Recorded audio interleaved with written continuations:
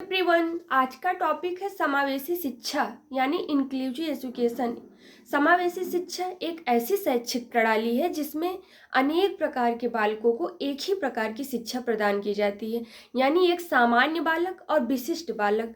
विशिष्ट सामान्य बालक यानी एक सही गति से सीखने की प्रक्रिया जिसके साथ होती है वो सामान्य बालक। यानी सामान्य बालक और विशिष्ट बालक यानी वो पिछड़ा भी हो सकता है, यानी उसकी सीखने की गति जो है वह धीमी भी हो सकती है, और जो है प्रतिभाशाली बालक भी हो सकता है, यानी उसकी गति तेज भी हो सकती है।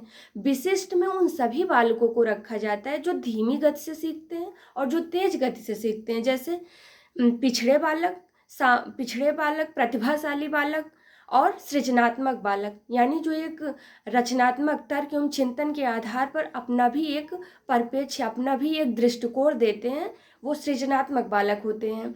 तो समावेशी शिक्षा में सामान्य तथा विशिष्ट बालक, इन दोनों को ही मिला के जब शिक्षा दी जाती है तो समावेशी शिक्षा कहलाती है। समावेशी शिक्षा इसलिए भी यह बहुत इम्पॉर्टेंट है क्योंकि इसके लिए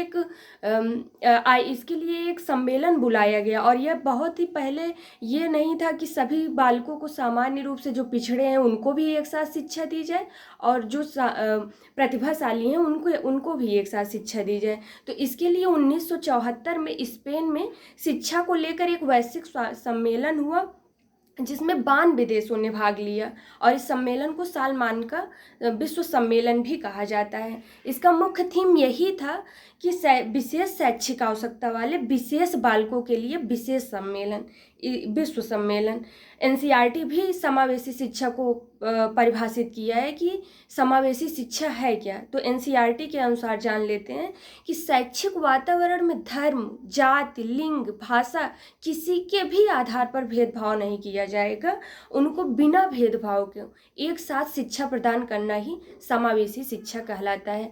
अगर हम देखें तो समावेशी शिक्षा की आवश्यकता क्या है, इसके उद्देश्य क्या है, क्योंकि किसी भी चीज़ को, कोई भी एक विषय वस्तु किसी विषय में रखी गई, अगर साइकोलॉजी में रखा गया है तो इसका एक बहुत ही इम्पॉर्टेंट रोल है, जिससे समाज में जो है भिन्नता एकता, इसीलिए भारत को एकता विभिन्नता में एकता भी कहा जाता है। यानी सारी डाइवर्सिटी को यूनिटी में समेटे हुए सब कुछ, यानी भिन्न धर्म, जाति, लिंग, भाषा आदि के बिना भेदभाव को शिक्षा प्रदान करना समावेशी शिक्षा कहलाता है। इसकी आवश्यकता की बात करें, यानी सामान्य मानसिक विकास हेतु, सामाजिक एकीकरण हेतु, शैक्षिक एकीकरण हेतु प्रत्येक बालक को समान अवसर प्रदान किया जाए, इसके लिए भी समावेशी शिक्षा को आवश्यकता है। समाज के प्रत्येक वर्ग में, यानी चाहे वो निम्न का हो चाहे उच्च का हो, इसीलिए अगर हमको विद्यालय में एक ही प्रकार का ड्रेस लगता है, वहाँ गरीब तबके का भी बच्चा आता है और एक उच्च तबके का बच्चा आता है, उसके मन में